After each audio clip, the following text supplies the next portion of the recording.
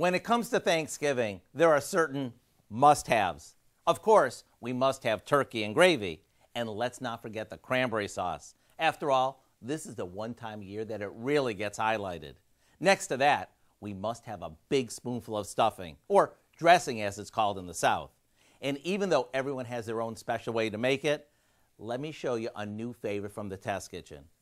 We begin by sauteing some chopped onions, celery, and carrots in butter until the veggies are tender.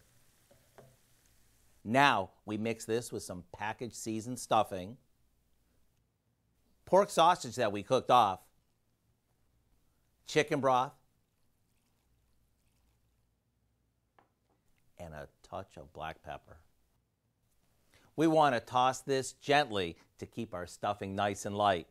After this bakes for about an hour and the top gets all crispy and the inside is super moist, it's ready to bring to the table. To get this flavor-packed must-have recipe, all you have to do is go to our website and look for Sensational Sausage Stuffing. I'm Howard in the Mr. Food Test Kitchen, and whether you call this stuffing or dressing, I can promise you one thing. You'll be hearing lots of, ooh, it's so good.